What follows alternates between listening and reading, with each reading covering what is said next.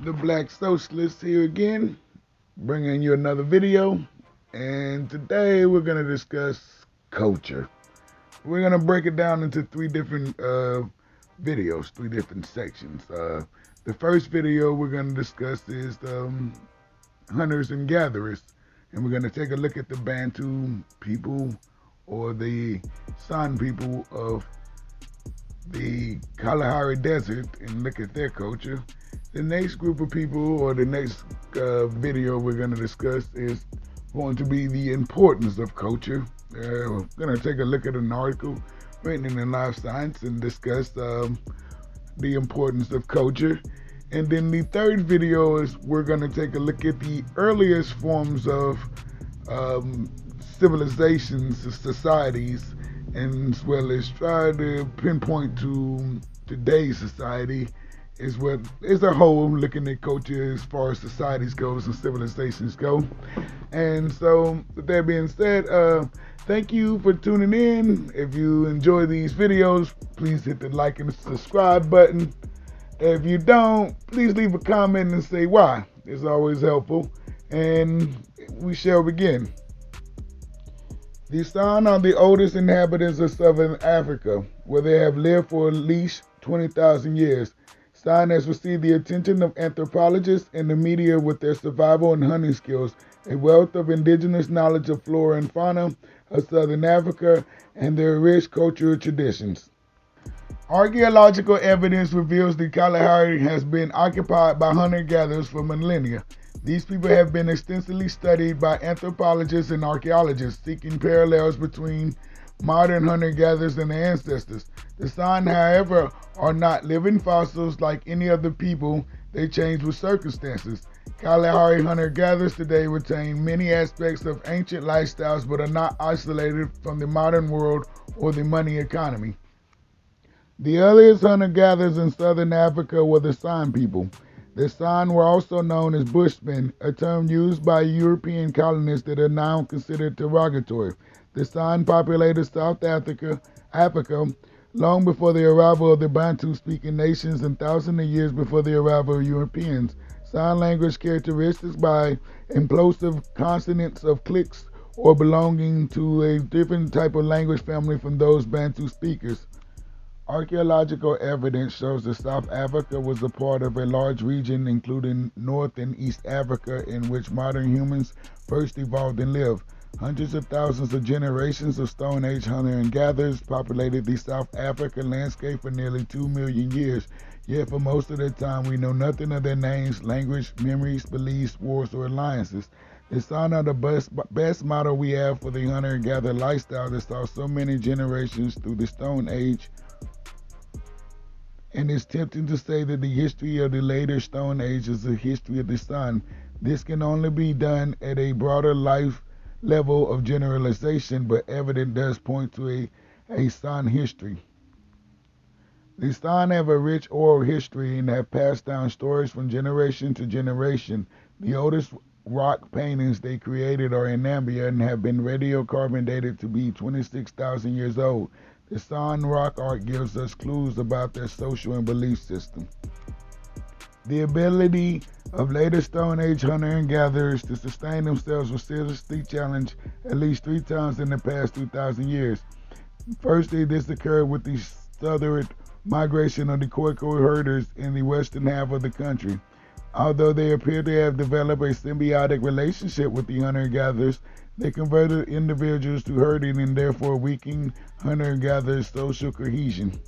Secondly, hunter and gatherers were challenged in the north and east of South Africa as Iron Age farmers had settled in the summer rainfall regions within the last 1800 years to grow crops and tend to their stock. They also lived alongside hunter and gatherers, particularly in Drakensberg region, and developed a working relationship with them. However, they became more and more powerful in terms of population size and land ownership. Finally, the death knell came in with the arrival of the European colonists with the commandos, the guns, and horses. In the 1950s, several thousand San people were still hunting large game with poison arrows and gathering plant food in the Kalahari Desert in Namibia.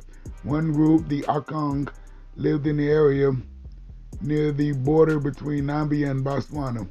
The Akong were able to continue their ancient way of life largely because they lived in an area that was very difficult to reach. Traveling across this area, even in trucks, was difficult. Vehicles would get stuck in the sand, tires would get punctured, or the seed of the tall, dry grasses would clog up their radiators, causing them to boil. These factors helped protect the Kong from a way of life from outside influences until about 30 years ago.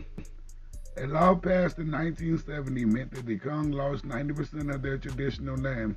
Today, they have hardly any land on which to hunt and gather.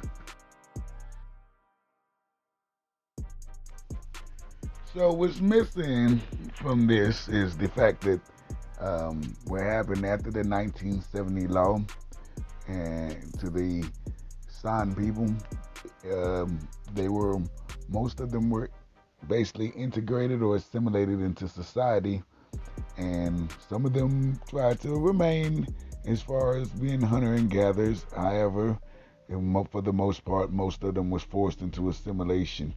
So when we look at and see what the correlation there or what happened with the San people after they were assimilated, you can see we're going to see the importance of culture because the San people were forced into modern day society, and then they were the main group that had society issues such as um, unemployment. They had issues such as mental health problems, prostitution, alcoholism. So you can see once you destroy the cultures of a group of people and then try to force them into another group of culture, it tends to cause us a lot of problems.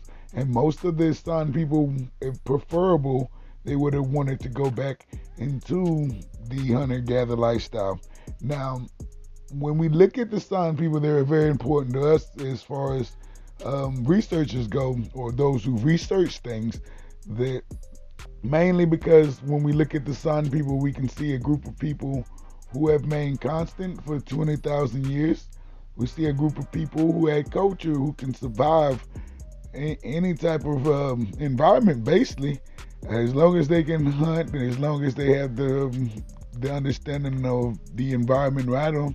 And they're very knowledgeable. I mean, for the most part, if you ask the modern human being in society how much fauna and flora or plants and animals do they know around their environment, most of them won't know more. Even myself knows less than these San people. So they're a remarkable group of people, remarkable culture. However, as things tend to progress, we tend to becoming more of a modern society, and so the San's way of life is not congruent with the modern way of life. So this tends to, well, you're going to see very soon there will be the last group of people left will be the hunter and gatherers, and there's not really many of them left like the San people.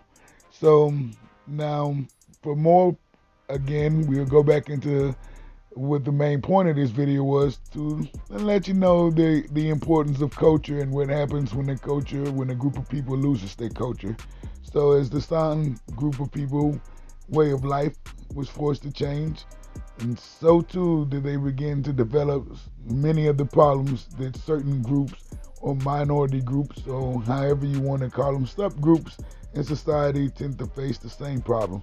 So this is a fascinating tale, and like I said, for video 2, we're going to go ahead and go into looking at different, we're going to go into the importance of culture, and the third video is going to go into the importance of culture in civilization and how it developed over time.